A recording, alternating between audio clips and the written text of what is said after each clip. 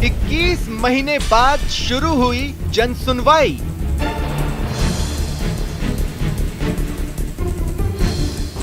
पहले दिन मिली 250 शिकायतें। तबादले, प्रमोशन, पेंशन के मामले सुने गए।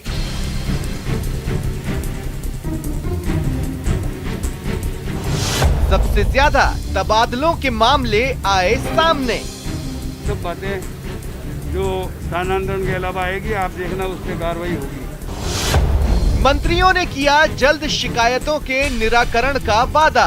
मंत्री जी ने कहा कि हमें शारीरिक शिक्षकों को योग के लिए प्रशिक्षण देंगे। हमारा सरकार ने मीटिंग कर दिया 16/10/2020 को। 30 साल की सेवाओं में अब तक एक भी लाभ नहीं मिला मुझे।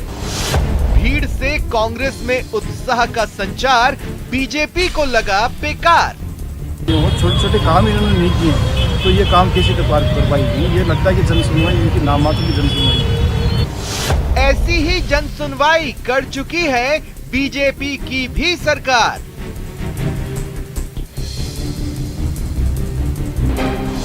जन सुनवाई, कितने जन कितनी सुनवाई।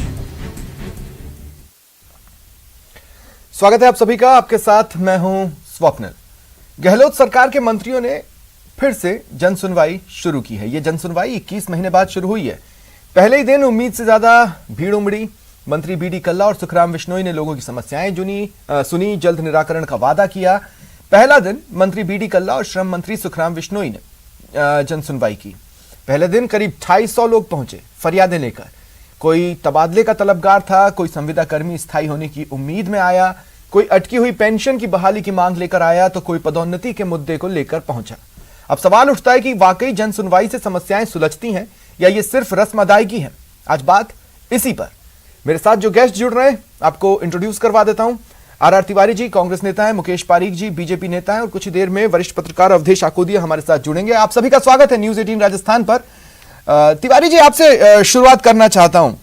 देखिए, लोग तबादले के लिए पहुंचे, पेंशन के लिए पहुंचे, अपनी छोटी मोटी समस्याओं को लेकर पहुंचे। क्या ये नहीं बता रहा है कि सिस्टम ट्रांसपेरेंट नहीं और गुड गवर्नेंस के दावे हवा हवाई हैं? स्वप्निल, आप इस बात को आप धन्यवाद दो कि जनतंत्र में जनता का दबाव, तंत्र यानी शासन के उन साथियों पर जो कर्मचारी हैं, जो आदेशों की क्रियान्वित करते हैं। राजस्थान के जननायक अशोक गहलोत की सरकार ने अपनी पिछली बार में भी पूरे देश में पहली बार जन सुनवाई का कार्यक्रम रखा था। प्रदेश कांग्रेस के कार्यालय में आदमी आराम से आ सकता है। मंत्री कारगिल युद्ध हो, चाहे 65 की पाकिस्तान के साथ लड़ाई हो या 71 का बांग्लादेश का वार हो, उसके पहले, आज़ादी के पहले या बाद में, हमेशा राजस्थान के जवानों ने सीमाओं की रक्षा करने के लिए भी और देश के स्वाभिमान के लिए भी हमेशा तैयार रहे हैं। इस बात का मुझे गर्व है। इसलिए मैं बार बार कहता हूँ, मुझे इस बात का गर्व है कि मैं ऐसे प्रदेश का मुख्यमंत्री हूँ जिस प्रदेश के घर घर के अंदर जज्बा है देश प्रेम का, देश की एकता का, अखंडता का और सीमाओं की रक्षा करने का। आपने कहा कि धर्म आग लगाना आसान है लेकिन बुझाना बहुत कठिन है। धर्म के नाम पे जो राजनीति करते हैं उन लोगों का मैंने कहा, पाकिस्तान जब बना वो धर्म के नाम पे बना था, फिर भी वो एक नहीं रह पाए, 2 टुकड़े हो गए पाकिस्तान के। इसके मतलब धर्म के नाम पर देश बनाना तो हो सकता है, देश बन जाए, पर देश कायम नहीं रह सकता। ये उदाहरण हमारे सामने पाकिस्तान का है। पूरी पाकिस्तान पश्चिम पाकिस्तान था, आज वो पूरी पाकिस्तान बांग्लादेश बन गया, अलग देश बन गया, टुकड़े हो गए उसके। वह बंगाली बोलते थे या पंजाबी बोलते थे, उर्दू बोलते थे। तो आप सोच सकते हो, एक धर्म के नाम पे अगर देश बनता भी है तो देश एक अखंड रहता है क्या? नहीं रहता है। ये पाकिस्तान के सामने हमारा उदाहरण हमारे सामने है।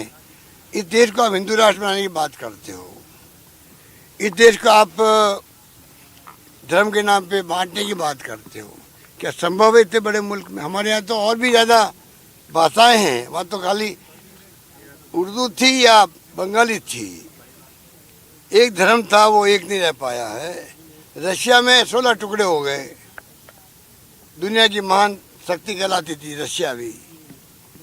तो आप सोचिए, इस देश के अंदर धर्म के नाम पे राजनीति करने वालों को इस समझ में आनी चाहिए, एक धर्म के नाम पे राष्ट्र बन भी जाता कोई तो कायम रहता है क्या? पाकिस्तान तो कायम रहा नहीं। वहाँ 2 ही भाषाएं थी लगभग, यहाँ तो पता नहीं कितनी भाषाएं हैं। तो आज 25 साल बाद 50 साल बाद में इस देश का फ्यूचर मजबूत रहे, ये मुल्क एक रहे, अखंड रहे, हमारे संस्कार संस्कृति दुनिया के अंदर पहचानी जाती है, सम्मान मिलता है उसको। इतनी महान संस्कृति हमारी है, हमारी परंपराएं हैं देश की, हिंदुस्तान की, दुनिया भर लोहा मानती है। क्या हम उसको ख़त्म कर दें?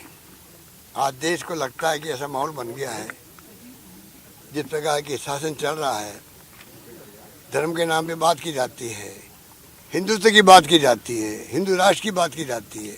क्या ये संभव है? देश का फ्यूचर क्या होगा कोई सोच सकता है? क्या होगा कोई नहीं कह सकता। इसलिए मैं कहना चाहूँगा, इस हिंदुस्तान में जो भी लोग रहते हैं, विचारधारा अलग हो सकती है, हमारी कोई दुश्मनी किसी से नहीं है। राहुल गांधी ने कहा था बड़ौदा के अंदर, किसी ने कह दिया ये बीजेपी आरएसएस तो देश में ख़त्म होनी चाहिए, उन्होंने कहा नहीं, ख़त्म नहीं होनी चाहिए, आरएसएस भी रहेगी देश में, बीजेपी भी रहेगी, वो एक विचारधारा है, हम भी रहेंगे, हमारी विचारधारा है।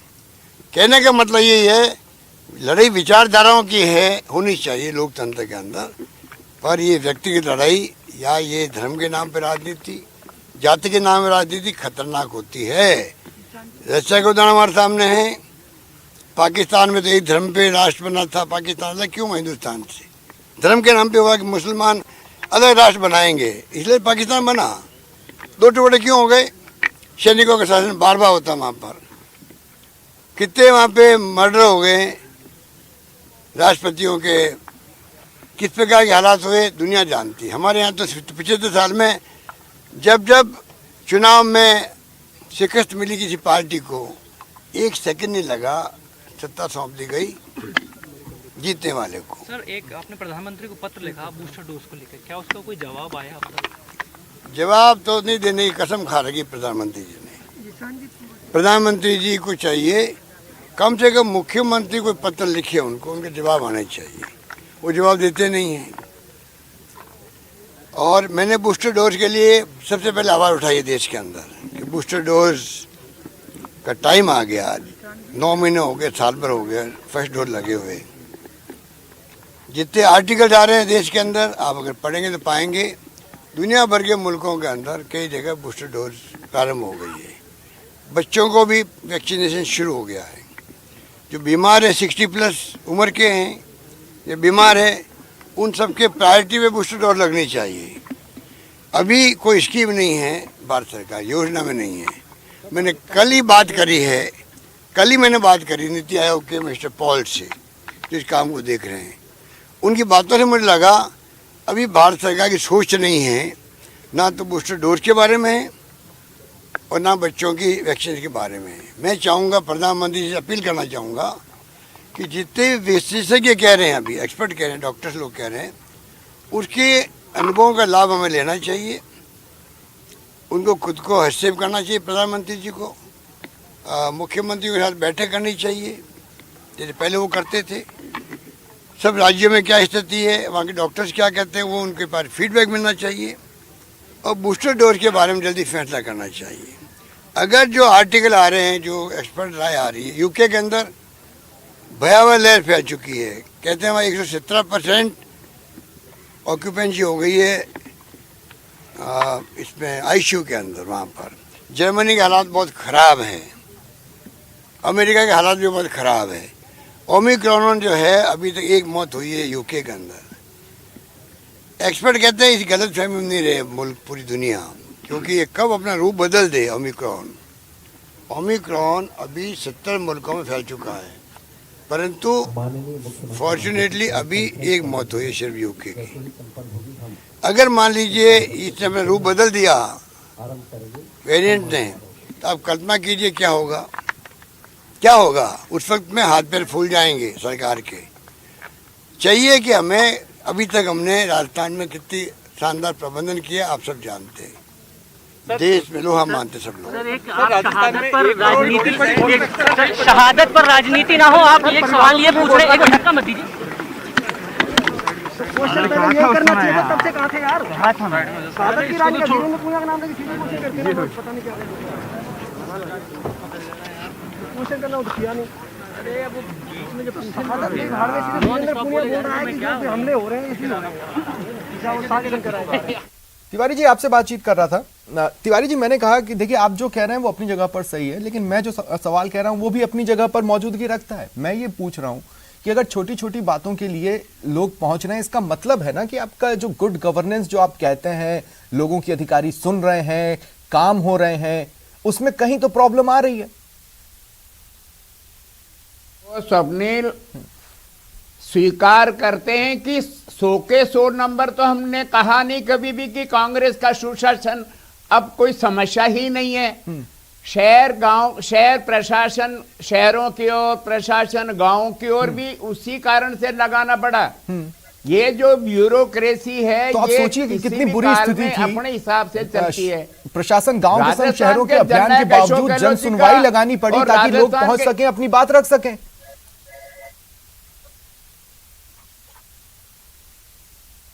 समझ में नहीं आया प्रश्न। तिवारी जी मैं ये कह रहा हूं तो आप सोचिए कि कुछ दिनों पहले तक जब तक कि अभियान शुरू नहीं हुए थे कैसी स्थिति रही होगी। लोगों को तो ये महसूस होता होगा कि हमें कहीं सुना ही नहीं जा रहा।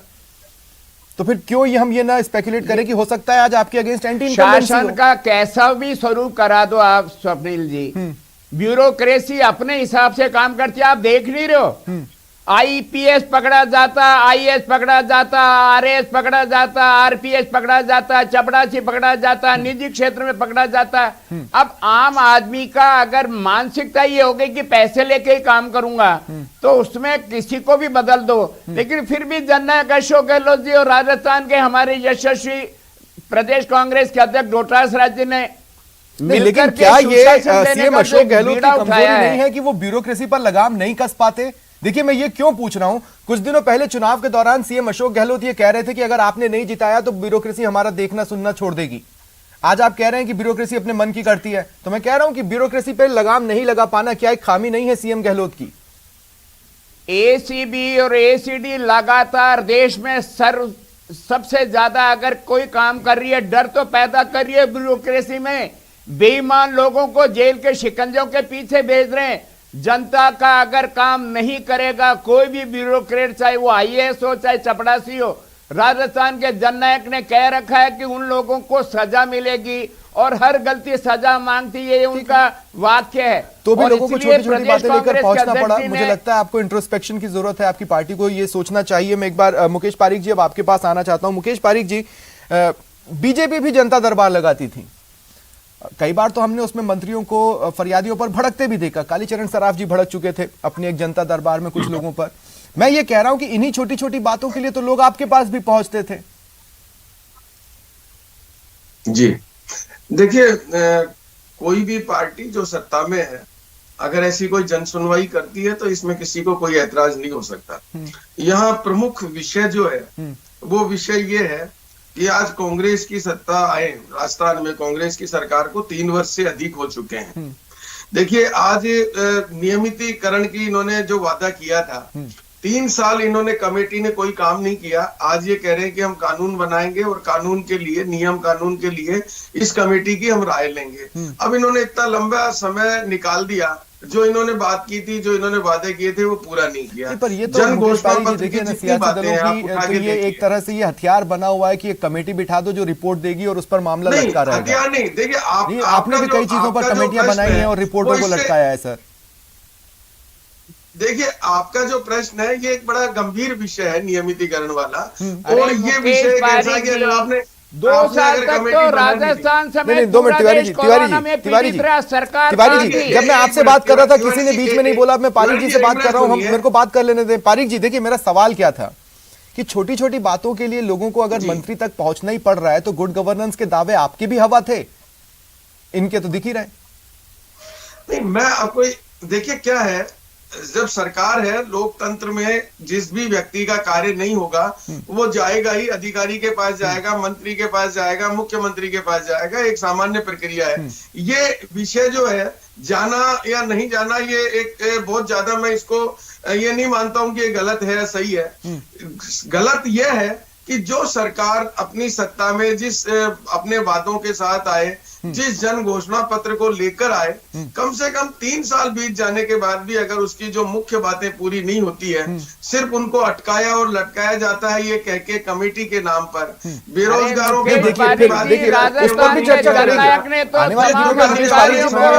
आपको कह रहा हूँ कि इस विषय पर भी हम आकर बातचीत करेंगे। आज की चर्चा में रुकना चाहता हूँ क्योंकि जनसुनवाई से जुड़े कुछ ऐसे पहलू हैं जो जनता के बीच जाना जरूरी है और लोगों को भी ये सोचना होगा कि आखिर ये जनसुनवाई के नाम पर होता क्या है।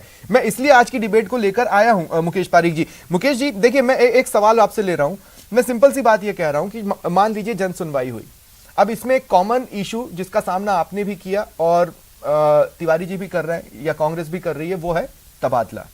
ठीक है, लोग तबादला लेकर इसलिए घूम रहे हैं क्योंकि तबादले के नाम पर तो उद्योग सदियों से चलता रहा है। तबादले का एक सीजन हमारे प्रदेश में होता है जो बीजेपी के समय में भी था, कांग्रेस के समय में भी है, अभी हालांकि रोक लगी हुई है, लेकिन तबादला ये टेढ़ी खीर थी, इसके लिए तक आना पड़ता है।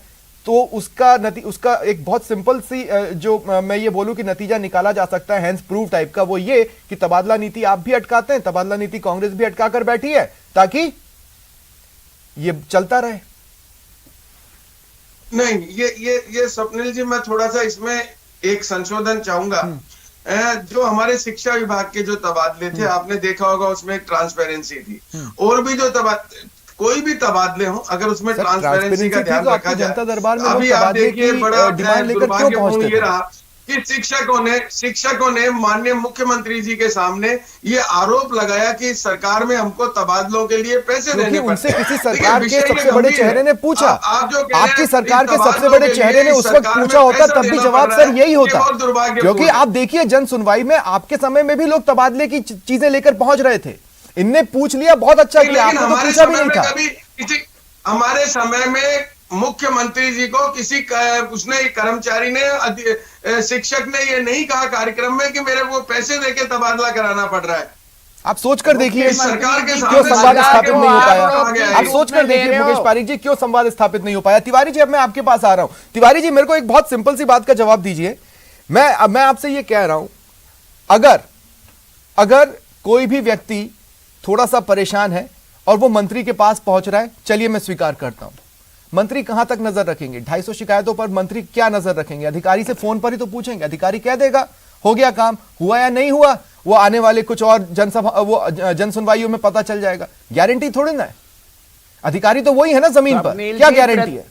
मेरी स्वप्निल जी, अब की बार प्रदेश कांग्रेस कमेटी में सरकार के साथ साथ में संगठन ने भी उसको रेखांकित किया, उसको रजिस्टर में लिखा है। और अब की बार आपने देखा होगा, कल्ला जी ने कहा कि अगली बार जब आऊंगा तो उन समस्याओं के बारे में आप दोबारा आकर के मेरे से पूछ सकते हैं। तो जवाबदेही सरकार है, राजस्थान के अशोक गहलोत की सरकार। कल जो 250 लोग आए, वो 250 लोग दोबारा आपके दरबार में आए अपनी हाजिरी लगाए पता लगाने के लिए। मैं कह रहा हूं अधिकारी तो जमीन पर वही है ना, पीछे तो जाना ही जिस सिस्टम की वजह से आपको जन सुनवाई लगानी पड़ी, वो सिस्टम तो वहां का वही है। ये नौकरशाही का काम करने का अंदाज अपना है। सरकार का जनप्रतिनिधि, चाहे वो विधायक हो, सरपंच हो, प्रधान हो, जिला प्रमुख हो, मंत्री हो, तो 3 साल में आप सिस्टम पर लगाम नहीं कस पाए, ये तो आत्मस्वीकारोक्ति है। लगाम रखने, मैं कह रहा हूं नौकरशाही का अपना तरीका होता है काम करने का, उसके लिए लगातार कौन सुधारेगा? कर रहे हैं, वो चाहे तिवारी जी कौन सुधारेगा? शासन हो, नौकरशाही का अपना तरीका है तो उसको कौन सुधारेगा? सरकार ना सुधारेगी। जनता के साथ में सीधा जुड़ाव हो, जनता उसको आकर के बताए, अगर किसी व्यक्ति की परेशानी हो, ये सुनने का मादा तो कांग्रेस के मंत्रियों में है। इस बात के लिए सुनने का मादा है, लेकिन अब जनता भी कितना मादा बनाए रखेगी अपना बार बार भीख मांगने का मादा नहीं है, बार बार आपके दरबार में आकर मत्था टेकने का उसका अधिकार है। अगर उसका अधिकार है तो ऐसी नौबत क्यों आ रही है? मेरा सवाल तो यही है। पारीक जी कुछ बोल रहे हैं, पारीक जी सवाल से पहले अपनी बात रखिए, फिर मैं सवाल पूछूंगा। देखिए स्वप्निल जी, बड़ा आश्चर्यजनक है, तिवारी जी बार बार अधिकारियों और कर्मचारियों पर आरोप लगा रहे हैं।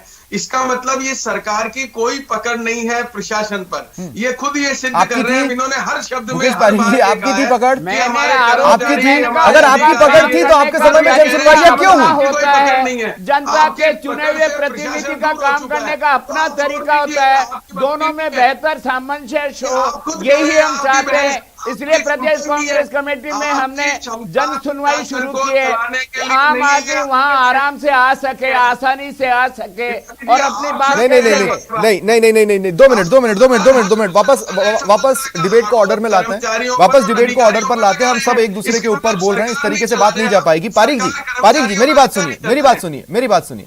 ब्यूरोक्रेसी अगर आपके कंट्रोल में थी तो जन सुनवाई की आपको जरूरत क्यों पड़ी? जी देखिए, जन सुनवाई तो ये तो एक प्रक्रिया है। जन सुनवाई आप नहीं करेंगे तो किसी के प्रक्रिया भी कांग्रेस के जननायक ने अपने दूसरे मुख्यमंत्री काल में शुरू की। आप लोगों ने तो तो तिवारी जी, अगर आपकी कोई अच्छी चीज बीजेपी ने ले ली तो आपको तकलीफ है क्या? तिवारी जी, आप तो एक दूसरे की अच्छी बातें स्वीकारना सीखिए ना सर। काम की अगर आप नकल करना चाहते हैं तो शुरुआत नकल क्या है? आपकी योजना अगर बीजेपी चालू रखे हुए हो तो फिर ये नकल है क्या? अच्छी चीज है, कोई भी सीखे उससे। तिवारी जी मतलब ठीक है, लेकिन पारिक जी, हाँ, ब्यूरोक्रेसी आपके भी कंट्रोल में नहीं थी तभी जन सुनवाई की जरूरत पड़ी। जन सुनवाई ढकोसला है क्या? हमने कभी ये आरोप नहीं लगाया। देखिए आप सुनिए, अगर हमने कभी ये आरोप नहीं लगाया, इन्होंने तो अपने हाथ खड़े कर दिए। ये तो कह रहे हैं साहब हमारे कर्मचारी और अधिकारी नहीं है इसलिए हम क्या करें। हमने कभी उन्होंने आरोप नहीं लगाया। आप ये कह रहे हैं कि जन सुनवाई एक प्रक्रिया। देखिए, प्रक्रिया होना और मंशा होना दो अलग अलग बातें हैं। तो आपके लिए क्या जन सुनवाई एक ढकोसला थी? देखिए, अगर इनकी मंशा है तो ये जो इनके पास शिकायतें आ रही है, अगर ये वास्तव में उसका निराकरण करना चाहते हैं तो उसको पोर्टल पर डालें। पोर्टल पर उसको पता चलेगा जिसकी शिकायत हुई है उसका क्या सॉल्यूशन हुआ है, वास्तव में कितनी पारिक जी, ये तो उनकी बात हो गई ना, मैं तो आपसे आपकी बात कर रहा हूँ। देखिए पारिक जी, मेरा सवाल सुनिएगा और समझिएगा। और मैं ये बताना चाहता हूँ कि मेरे साथ अब अवधेश कुजिया जी भी जुड़ चुके हैं, वरिष्ठ पत्रकार हैं। मैं कुछ ही देर में उनके पास जाऊंगा। स्वागत है अवधेश जी। पारिक जी, सवाल सुनिए। अरे तिवारी जी 2 मिनट रुकिए ना, सवाल को आने दीजिए टेबल पर। हाँ, पारिक जी मेरी बात सुनिए। पारिक जी, आपने क्या कहा? आपने कहा, तिवारी जी 2 सेकंड ना, आपको भी सवाल में मजा आएगा। आप 2 मिनट तो मेरा साथ दीजिए तिवारी जी। पारिक जी देखिए, मैं आपसे ये कह रहा हूं, आपने कहा कि जन सुनवाई एक प्रक्रिया है। मैं कह रहा हूं जन सुनवाई तो एक मंशा होनी चाहिए। अब मान लीजिए प्रक्रिया है तो क्या जन सुनवाई सिर्फ एक ढर्रा है इसलिए ढो रहे हैं टाइप में आपने की, या आपकी मंशा थी? सिर्फ प्रक्रिया कह के उसे ढकोसला क्यों साबित कर रहे हैं? किसी प्रक्रिया को अगर आप अपनाते हैं और उस प्रक्रिया में आपकी मंशा उसके कार्यों को करने की है, उसमें सॉल्यूशन करने की है, लोगों की समस्याओं का निराकरण करने की है, तब तो वो प्रक्रिया अच्छी है, उचित है। मैंने यही कहा कि हम जो करते थे सुनवाई, उसके अंतर्गत जो भी समस्याएं आती थी हम उसको पोर्टल पे डालते थे। उन समस्याओं में से कितनी का निराकरण हुआ, वो जो शिकायत के लिए आते थे उनको इसका मालूम चलता था कि उसका क्या निराकरण हुआ है। हमारे सामने जो चाहे ट्रांसफर्स के मैटर्स आए हो, चाहे और कोई ऐसे मैटर्स आए हो, ठीक है। देखिए, मैं कुछ चीजें और टेबल पर रखना चाहता हूँ। देखिए, मैं अवधेश जी आपके पास आ रहा हूं। देखिए, कुछ बातें बहुत कहते हैं ना कि पानी की तरह साफ होती हैं। अब आप देखिए, जन सुनवाइयां, एक तरफ जन सुनवाई चल रही हो और दूसरी तरफ हड़ताल पर लोग बैठे हों, कहीं कहीं 52 दिनों से 53 दिनों से, कहीं कहीं हो सकता है कि हाल ही में मोर्चा खोला हो, कहीं कहीं हो सकता है उससे भी लंबे से बैठे हो, और एक तरफ जन सुनवाई चल रही होती है। क्या ये अपने आप में विडंबना नहीं है? क्या ये सवाल नहीं होना चाहिए कि जन सुनवाई में कितने जन और कितनी सुनवाई? बिल्कुल स्वप्निल जी, आपने ठीक शब्द काम में लिया। बिल्कुल विडंबना है, और दोनों दलों की सरकार में बिल्कुल एक परंपरा बन गई है जन सुनवाई करने की। देखिए, कोई भी व्यक्ति जन सुनवाई में जो आता है, जिसको आम जनता दोनों दल कहते हैं, वो आम जनता यहाँ पर आती क्यों है, उसका काम किससे रिलेटेड है? आप जितने भी मामले आते हैं जन सुनवाई में, उनकी स्क्रूटनिंग कर लीजिए और देख लीजिए। मामले होंगे रेवेन्यू डिपार्टमेंट से रिलेटेड, पुलिस से रिलेटेड या तबादलों से रिलेटेड। 95% मामले यही होते हैं सारे के सारे। तो आदमी यहाँ पर आ क्यों रहा है? यहाँ पर तो कोई काम होना नहीं है। वापस आप उसी सिस्टम में उससे जो आप एप्लीकेशन लेते हैं, उसको वापस उसी सिस्टम में आप भेजेंगे जहां से उसका काम नहीं हुआ है। और इस बात की क्या गारंटी है कि यहां से आप भेज देंगे तो वो काम हो जाएगा? इसको कौन चेक करेगा कि यहां से जितनी एप्लीकेशन गई, चाहे वो जन सुनवाई के जरिए गई, उनका कितनों का निराकरण हो गया? एक ट्रांसपेरेंट सिस्टम बनाना चाहिए। तब कि मंत्री बीडी कल्ला या सुखराम बिश्नोई कब तक नजर रखेंगे? अगर इतनी सी बात के लिए उनके पास पहुंचना पड़ रहा है तो वो तो अधिकारी से फोन पर पूछेंगे, अधिकारी क्या देगा, हो गया, ये मान लेंगे। बिल्कुल। देखिए, जिम्मेदारी जो सिस्टम आपका है, जो भी अधिकारी अपॉइंट है फील्ड में, उसकी है काम करने की। वहां काम नहीं हो रहा है तब आपके पास वो आ रहा है। आपने एक चैनल खोल दिया, या आप फोन करेंगे, आप उसको मार्क करेंगे, मार्क करके फाइल उसी के पास जानी है वापस। तो इस बात की क्या गारंटी है कि वो काम कर देगा, और नहीं करेगा तो उसके ऊपर क्या एक्शन होगा, और वो अब तक उसने काम नहीं किया है, डिले कर रहा है, उसके लिए उसके ऊपर क्या एक्शन होगा। जब तक ये प्रोसेस नहीं बनेगा, इस तरह का जो पूरी एक परंपरा बन गई है जनसुनवाई का, उसका कोई औचित्य नहीं। देखिए, कुछ और सवाल रह गए हैं जिनका उठना जरूरी है, और उससे जुड़े कुछ जवाब भी आने जरूरी हैं। इसलिए तिवारी जी और पारीक जी, यहाँ तक कि अवधेश आखोदिया जी, आपसे भी मेरा, आप तीनों से रिक्वेस्ट है, आप मेरे साथ रहें। मैं इस डिबेट को थोड़ा स्ट्रेच कर रहा हूं, थोड़ी देर और इस डिबेट को करेंगे और थोड़ा आगे बढ़ाएंगे। फिलहाल एक ब्रेक के लिए रुक रहे हैं, जल्द हाजिर होते हैं।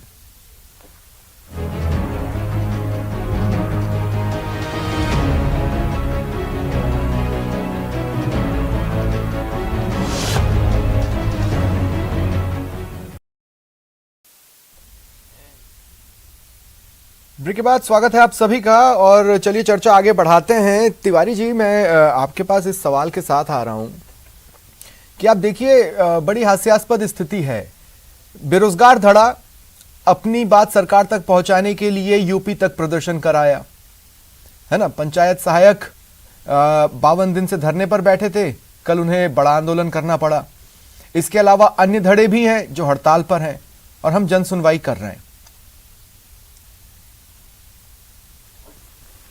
प्रश्न ये है कि देश के प्रधानमंत्री ये संघात्मक ढांचा है स्वप्निल देश का। केंद्र सरकार जब अपनी जिम्मेदारियों से भाग रही है, केंद्र सरकार केंद्र की नौकरियां बंद कर रही है। 2014 में देश के प्रधानमंत्री बनने से पहले इन्होंने वादा किया था कि अगर भारतीय जनता पार्टी का शासन आएगा तो आप उनसे कैसे अलग हैं? 2 करोड़ नौकरियां हर साल दूंगा। आप उनसे कैसे अलग हैं? 7 साल में 14 करोड़ लोगों को रोजगार मिल जाता। आप उनसे कैसे अलग हैं? राजस्थान के इन बेरोजगारों को ऐसा करने की जरूरत नहीं पड़ती। नहीं, आप उनसे कैसे अलग हैं? मुख्यमंत्री, अरे भाई, जब वो आपसे भर्ती की मांग कर रहे हैं, आपसे परीक्षाएं करवाने की मांग कर रहे हैं, तो इसमें जनता के साथ में जुड़ी हुई है। नहीं, तो इसमें भी आप केंद्र की तरफ सरकाएंगे चाहते हैं, लेकिन जितनी नौकरी होगी उतना इसको तो मिलेगी नहीं। अच्छा, अभी नौकरियों की जरूरत नहीं है, पहुंच जाते हैं फिर भी। नहीं, प्रदेश में अभी नौकरियों की जरूरत नहीं है। अशोक गहलोत ने, तिवारी जी क्या कह रहे हैं आप? प्रदेश में अभी नौकरियों की जरूरत नहीं है, मतलब शिक्षकों के जो पद खाली पड़े हैं वो खाली रहे, चल जाएगा। लगातार कोरोना से, मतलब जो कंप्यूटर के ट्रेंड शिक्षक चाहिए वो न मिले तो चल जाएगा। विकास कार्य ठप हो गए थे राजस्थान। अरे भाई, मैं कह रहा हूं प्रदेश में, प्रदेश स्तर पर जो खाली पद पड़े हैं, क्या उनमें भर्ती की जरूरत नहीं है? मानना 80,000 नौकरियां हो सकता है आपको जन सुनवाई की जरूरत इसलिए पड़ रही है क्योंकि वो पद खाली पड़े हैं। 80,000 लोगों को और सरकार की नौकरियां देंगे। अब बेरोजगार तो हर साल बढ़ते हैं। देश की केंद्रीय सरकार, नरेंद्र मोदी जी की सरकार ठीक है, फेल हो रही है, तो सारा दबाव राजस्थान की। मैं अपने इसी सवाल को दूसरे शब्दों में आपसे पूछूंगा तिवारी जी। अवधेश जी, आपके पास आ रहा हूं। देखिए, हम बात कर रहे हैं जन सुनवाई की, लेकिन वर्ग सुनवाई के स्टेटस का क्या? मैं कई बार इस बात को सोचता हूं कि जब भी कोई मंत्री या मुख्यमंत्री, चाहे वो किसी भी दल का हो, निकलता है, लोग कागज में अपने ज्ञापन, अपनी मांगों को लेकर पहुंचते हैं। इस हाथ से वो कागज लिया जाता है, इस हाथ से अधिकारी को दे दिया जाता है, 2 पल मुस्कुरा के बात कर ली जाती है, आगे बढ़ जाते हैं। उन कागजों का, उन ज्ञापनों का होता क्या है? और फिर बात वही है कि आप जन सुनवाई कर रहे हैं, वर्ग सुनवाई कौन करेगा? स्वप्निल जी, देखिए, सब कुछ इस पर निर्भर करता है कि सरकार की मंशा क्या है। सरकार की मंशा सिर्फ सुनवाई करनी है, सुनवाई करना है, या उसका समाधान भी करना है। यदि सुनवाई करनी है तो जो चल रहा है, डर रहा है इतने सालों से, वो चल ही रहा है, हम सबके सामने है। यदि समाधान करना है तो आपको उस सिस्टम को दुरुस्त करना पड़ेगा, चुस्त करना पड़ेगा। जिस सिस्टम के पास जिम्मेदारी है काम करने की, वो सिस्टम काम नहीं कर रहा है, तभी तो आदमी जनसुनवाई में पहुंच रहा है, तभी तो वो मुख्यमंत्री को ज्ञापन देने पहुंच रहा है। कोई मंत्री मिलता है, मुख्यमंत्री मिलता है, विधायक मिलता है, कोई सांसद मिलता है, उसको वो ज्ञापन देने जाता है, क्योंकि जो सिस्टम आपने बनाया है वो सिस्टम प्रॉपरली काम नहीं कर रहा है। अब सुनवाई आपने कर ली, अब समाधान के लिए वापस आपको उसी सिस्टम में जाना पड़ेगा। तो जब तक वो सिस्टम ठीक नहीं होगा, समस्याओं का समाधान नहीं हो सकता। वो सिस्टम ठीक कैसे होगा? नहीं, लेकिन अवधेश जी, मेरे पूछने का मकसद देखिए क्या है? मेरे पूछने का मकसद यह है कि हमने अपने प्रदेश में देखा कि हड़तालें कितने कितने दिनों तक चलती है, उसके बाद वार्ता की मेज पर पहुंचती हैं। हमने बीजेपी के समय में डॉक्टरों की हड़ताल को देखा, लंबे वक्त तक बातचीत नहीं हो पाई, रेशमा लग गया तो डॉक्टर्स यहां वहां निकल लिए, है ना। हमने कांग्रेस के वक्त में भी देखा, बेरोजगार यूपी तक होकर आ गए हैं। मैं इन वर्गों की बात कर रहा हूं। तो क्या मतलब क्या सरकारों तक बात पहुंचाना इतना मुश्किल है कि एक जन सुनवाई का प्लेटफॉर्म बनाया जाए? और दूसरा, अगर जन सुनवाई का प्लेटफॉर्म बनाया ही जा रहा है तो ये लोग सुनवाई के लिए वहां पर क्यों नहीं आ पाते हैं, या ये लोग कैसे रुक जाते हैं अपने अपने धरना स्थलों पर? क्या उन्हें रोका जाता है जनता दरबार में पहुंचने से? बिल्कुल स्वप्निल जी, देखिए जो जितने भी धरने प्रदर्शन होते हैं और जितने लंबे चलते हैं तो कई बार ऐसे लगता है कि सरकार उनको बिल्कुल नजरअंदाज करने की स्थिति में होती है। सरकार आंख बंद करके बैठ जाती है। मैं यहाँ किसी पार्टी विशेष की सरकार की बात नहीं कर रहा हूं, दोनों दलों की सरकारों में ऐसा होता रहा है। जब तक आंदोलनकारी कुछ ऐसा नहीं करते हैं जिससे सरकार की जो छवि है उस पर संकट आ जाए, या कोई कानून व्यवस्था की स्थिति खराब नहीं हो जाए, या जो सिस्टम है वो कोलैप्स नहीं हो जाए, तब तक सरकार उनकी तरफ नहीं देखती है। तो जितने भी आंदोलनकारी होते हैं वो भी उन्हीं जो ऐसी तरकीब है उनको अपनाने के लिए मजबूर होते हैं, क्योंकि वो बैठे रहे वहां पर, सरकार सुनने वाली नहीं है। तो जो एक अहिंसक आंदोलन का गांधीवादी तरीका है, यदि सरकारों ने उस पर गौर करना बंद कर दिया तो ये बड़ा दुर्भाग्यपूर्ण होगा। फिर तो हर आदमी इस तरह की कोई गतिविधि करेगा जिससे कानून व्यवस्था की स्थिति खराब हो, या समाज को कोई नुकसान पहुंचे, या और कोई नुकसान हो। ऐसी स्थिति जब तक नहीं आएगी तब तक सरकारें सुनती नहीं है, और ये बहुत दुर्भाग्यपूर्ण स्थिति है। ठीक है, मैं पारिक जी आपके पास आ रहा हूं दोबारा। पारिक जी, मुझे एक बात बताइए, मैं बहुत सिंपल सा सवाल है। आज आप विपक्ष में हैं, आपको बेरोजगार दिखाई देते हैं। जब कांग्रेस विपक्ष में थी उनको बेरोजगार दिखाई देते थे। ये वही बेरोजगार हैं जिन्होंने तब सीएम राजे को काले झंडे दिखाए, लेकिन जन सुनवाई में भी उनको आश्वासन के अलावा मिला क्या? तो जो गहरे और बड़े मुद्दे होते हैं उस पर तो सरकारों के पास सिर्फ एक आश्वासन होता है, फिर जन सुनवाई करते क्यों है?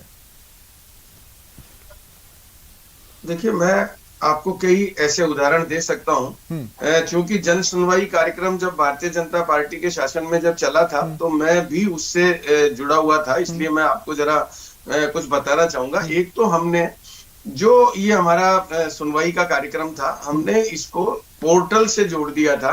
तो जो भी हमारे पास समस्याएं आती थी उसका क्या निराकरण हुआ, उसका निराकरण हो सकता है या नहीं हो सकता, जो भी था वो सब कुछ पोर्टल में दिखता था। नंबर 1।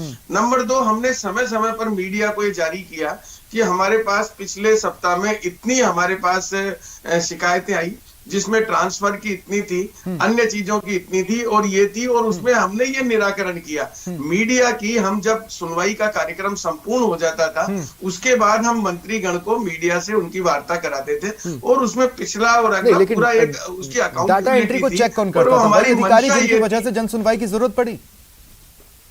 नहीं, मैंने आपसे कहा ना कि पोर्टल पे तो जनता भी देख सकती है ना, जो सरकारी पोर्टल है उस पे देख सकती है कि मैंने डेटा डाल रही है। सर, उस अधिकारी की वजह से आपको जन सुनवाई की जरूरत पड़ी, वो काम पूरा हुआ ही था, वो एक आंकड़ा जो उसमें लिखा हुआ आ गया वो कैसे गवाही देगा? नहीं, बिल्कुल मैं इस बात से सहमत नहीं हूं कि सरकार अधिकारी अगर किसी कार्य को, कोई भी कार्य जनता का नहीं हो रहा है तो सरकार का ये नैतिक दायित्व है कि चाहे सरकार के विधायक हो, सांसद हो, मंत्री हो, सब सुनवाई करते हैं, पक्ष और विपक्ष दोनों करते हैं। आज जो क्या विपक्ष के हमारे जो विधायक आप अगर प्रातः काल देखेंगे तो उनके यहाँ भी काफी संख्या में लोग होते हैं, और वो उनकी सुनवाई भी करते हैं, और जो उनसे आवश्यक होता है वो कार्य भी उनके करवाते हैं। तो ये एक अलग प्रक्रिया है जो चलती रहती है। देखिए, भारतीय जनता पार्टी की सरकार में कई ऐसे कार्यक्रम हुए, जैसे अभी पट्टा वितरण का इनका कार्यक्रम चल रहा है। उस अभियान में आप देखिए, खुद कांग्रेस के मंत्रीगण, खुद इनके विधायक और कई लोग इसमें कई बार अपनी नाराजगी प्रकट कर चुके हैं, और वो नाराजगी इस स्तर की प्रकट कर चुके हैं कि कई जगह तो इनके पट्टा वितरण की बिल्कुल धराशायी हो गया वो कार्यक्रम। अब ये जो मॉनिटरिंग है, ये तो इस पर तो तिवारी जी कह ही रहे हैं कि हमने वो चालू किया और कमी रह गई इसलिए जन सुनवाई शुरू की। तिवारी जी, देखिए ये बात तो सही है, प्रशासन गाँव के संग शहरों के संग अभियान किया, कितनी सीएम ने खुद घूम घूम कर उस पर उसके निरीक्षण की कोशिश की, लेकिन फिर भी तो जन सुनवाई की जरूरत पड़ी ना। नहीं, आप सुनिए, आप पूरा, मैं ये देखिए, जन सुनवाई तो लगातार मेरी बात सुनो, सबने तानाशाही नहीं है देश में, प्रदेश में यहाँ डंडा राज नहीं है। बाबू अपने हिसाब से काम कर रहा है, लेकिन जनता से जुड़ा हुआ जनप्रतिनिधि, चाहे वो मंत्री हो, मुख्यमंत्री हो, विधायक हो, पंच हो, सरपंच हो, कम से कम उस आदमी के साथ में जुट करके तिवारी जी कुछ मुकेश पारीक जी कुछ एक छोटी सी बात जोड़ना चाह रहे हैं, वो सुन लेते हैं, फिर मैं आपसे सवाल लेता हूँ। तिवारी जी 2 सेकंड, हाँ पारीक जी अपनी बात बहुत शॉर्ट में खत्म करें। पट्टा अभियान का देखिए दो चीज 10 लाख लोगों को पट्टा बांटने का हमने लक्ष्य हासिल करने के लिए 24 घंटे हम तैयार हैं। लगातार सरकार की नहीं। अच्छा पारीक जी 2 मिनट मैं आप ही को रोक लेता हूँ, मैं आपको 2 मिनट के लिए रोक लेता हूँ। तिवारी जी 2 मिनट मेरी बात सुनिए। तिवारी जी मेरी एक बात सुनिए। आपने कहा कि केंद्र बहुत सारी नौकरियों पर निठल्ला बैठा है, केंद्र उस पर कुछ नहीं कर रहा। मैं आपसे ये कह रहा हूं, क्या प्रदेश में पद खाली नहीं है? क्या प्रदेश में भर्तियों की जरूरत नहीं है? क्या प्रदेश में उन पदों को भरे जाने की जरूरत नहीं है जिसका खामियाजा लोगों को भुगतना पड़ रहा है और आपको जन सुनवाई की नौबत आ रही है? रिजर्व बैंक ऑफ इंडिया का खाता वो नहीं है, हमारे पास खजाना नहीं है, हमारी जीएसटी तो केंद्र सरकार देती नहीं है, राज्यों के साथ में सौतेला व्यवहार करती है। हर राज्य का अपना एक राजस्व है, उसके पास में रिजर्व बैंक नहीं है कि नोट छापो नौकरियां दे दो। हर हाँ तो अभी आपके पास पैसे नहीं है, अभी फिलहाल आप नौकरी नहीं दे सकते, यही कह रहे हैं ना आप? नौकरियां देना चाहते हैं, जितना संभव होता है। जननायक अशोक गहलोत जी की सरकार लोगों ठीक है लेकिन राज्य के बारे में आपने नहीं तो ये बताइए ना कि फिर राजस्व सिर्फ आपका है, केंद्र का नहीं है। सरकार कोई उत्तर प्रदेश की सरकार, कोई गुजरात की सरकार में कई कोई सरकारी नौकरियां। ठीक है तिवारी जी, अब मैं वापस आपको रोक रहा हूँ। पारीक जी अब आप अपनी बात खत्म करें। हाँ पारीक जी अब आप अपनी बात खत्म करें। आप दीजिए मुझे। नहीं स्वप्निल जी ये गुजरात की बात कर रहे हैं। देखिए तथ्य इन बातों को अगर डिबेट में आप करेंगे तो कोई आनंद नहीं आएगा, डिबेट का कोई मतलब नहीं रह जाएगा। आप मुझे बताइए, इनको मालूम है गुजरात में क्या वो है, मतलब आपकी बेरोजगारी का क्या परसेंट है, आपके राजस्थान का क्या है? पूरे देश में राजस्थान बेरोजगारी में दूसरे नंबर पर है, जहां पर सर्वाधिक बेरोजगार है। आपको आंकड़े मालूम है नहीं, आप किसी भी स्टेट की बात छेड़ देते हैं। सरकार नौकरी दे रही है, अशोक गहलोत के आंकड़ों में मत उलझाओ। आप ये बताओ कि गुजरात की सरकार ने कितनी नौकरियां दी, उत्तर प्रदेश की सरकार ने क्या आप दोनों ये सोचते हैं कि दूसरे नंबर पर कोई अकेला तो लेकर आया नहीं होगा? 5-5 साल में तो आप लोग बदलते रहते हैं, तो कोई अकेला तो इस स्थिति पर लेकर आया नहीं है। लेकिन ठीक है अवधेश आकोदिया जी, मैं आपके पास आ रहा हूं दोबारा आपके पास आ रहा हूं। अवधेश आकोदिया जी देखिए, एक तो सिंपल सी बात है कि एक तरफ है सीएम अशोक गहलोत, उनकी सबसे बड़ी यूएसपी है उनका जनता के बीच में प्रिय होना, सर्वसुलभ छवि, और दूसरा ब्रिलियंट पॉलिटिकल माइंड। दूसरी तरफ हमने सीएम राजे जब सीएम थी उस वक्त हमने उनको देखा था, वो एक बेहतरीन एडमिनिस्ट्रेटर थी और उनकी छवि थी जनता के बीच में होने की।